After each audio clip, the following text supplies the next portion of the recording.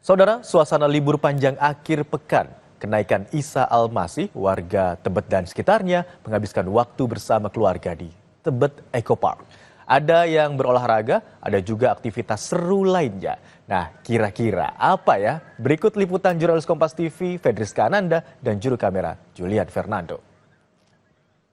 Saudara, di libur panjang akhir pekan momen kenaikan Isa Al-Masih ini Anda pada kemana? Kalau saya lagi ada di Taman Tebet Eco Park yang memang saat ini sudah direvitalisasi oleh pemerintah Provinsi DKI Jakarta. Kalau misalkan di libur akhir pekan ini, saya bisa gambarkan saudara di mana kegiatan pada hari Sabtu pagi ini sangat seru banget.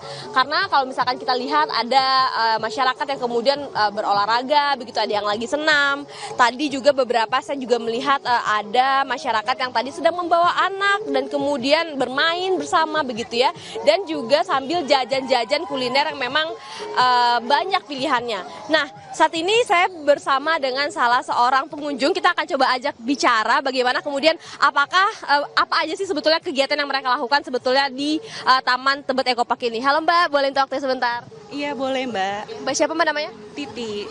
Mbak Titi, tadi aku lihat lagi bawa adenya lagi jalan-jalan. Nah, sebetulnya Mbak Titi udah sering belum sih ke Tebet Eco Park? Udah cukup sering sih Mbak, biasanya tiap weekend kita ke sini. Oke, tiap weekend. Nah, kira-kira kegiatan apa sih Mbak kalau misalkan yang bisa Mbak lakukan bersama dengan keluarga di taman ini? Kita biasanya jalan kaki, jadi kan juga lumayan, jalannya lumayan jauh. Terus anak juga ada rumput, bisa sensori, bisa sambil makan gitu. Sambil lihat-lihat juga kan banyak anak kecil lain gitu, jadi dia semangat. Nah, selain juga ajak anaknya sensoring gitu ya Mbak, main di rumput. Nah, kira-kira kalau misalkan Mbak, kalau untuk apa ya, pada libur akhir pekan itu biasanya bawa makanan tuh jajan atau mungkin bawa dari rumah atau gimana Mbak? Kalau aku bawa dari rumah. Nah, kalau misalkan untuk fasilitas sendiri gimana Mbak? Kira-kira mungkin barangkali toilet, mungkin untuk ganti diapers adiknya dan kemudian musola kayak gitu-gitu, fasilitasnya kira-kira gimana kalau menurut? Di sini fasilitasnya cukup lengkap, toiletnya juga bersih, nyaman sih, enak di sini. Nah, kalau Mbak sendiri orang Jakarta? Iya, orang Jakarta. Nah, menurut Mbak, ruang terbuka hijau kayak gini di Jakarta tuh masih perlu atau mungkin gimana? Perlu banget sih ruang terbuka hijau untuk hiburan juga, untuk biar oksigennya bagus kan di sini gitu sih Mbak. Terima kasih banyak Mbak atas waktunya.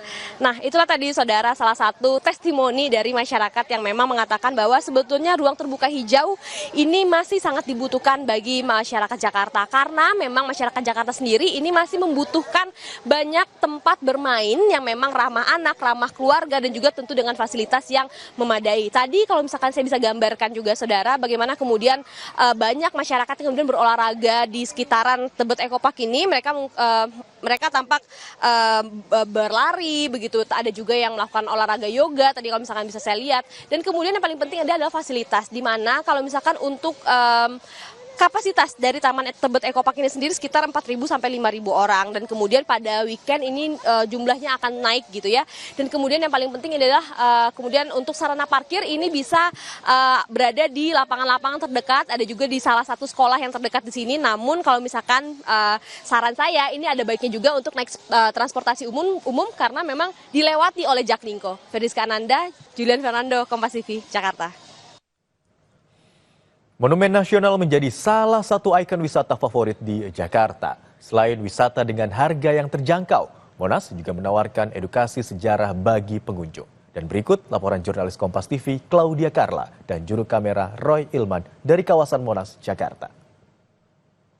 Saudara, salah satu ikon wisata di Jakarta yang nggak pernah sepi nih kalau liburan ialah Monumen Nasional yang ada di Jakarta Pusat. Nah, dari pantauan kami memang sejak tadi pagi ini sudah ramai pengunjung yang datang ke Monumen Nasional untuk kemudian melihat diorama-diorama sejarah, dan memang Monumen Nasional ini menjadi salah satu pilihan warga untuk kemudian berwisata karena tidak hanya menawarkan wisata saja tapi juga memberikan edukasi seputar sejarah perjuangan bangsa Indonesia.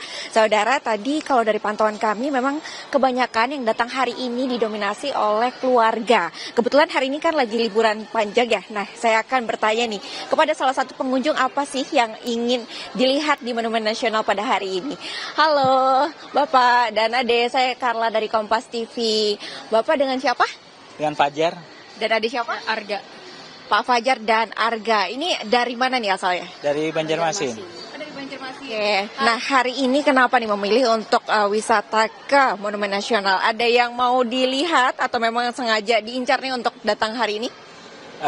Emang saya pengen ke Monas. Saya tahu dari kecil bahwa ada sejarah-sejarah Indonesia, baik itu peperangan atau cerita Soekarno. Nah, itu mengenalkan ke anak bagaimana perjuangan Indonesia.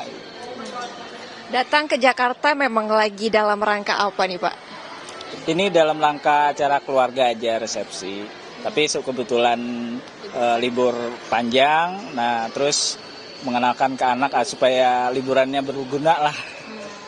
Nah saudara, buat Anda yang ingin mengenalkan edukasi sejarah bagi anak-anak Anda ataupun juga melihat diorama perjuangan bangsa Indonesia, bisa langsung datang saja ke Monumen Nasional. Memang ini menjadi salah satu ikon wisata Jakarta yang digemari oleh pengunjung ya untuk menghabiskan akhir pekannya ataupun dalam rangka liburan panjang. Claudia Carla, Roy Ilman, Kompas TV Jakarta.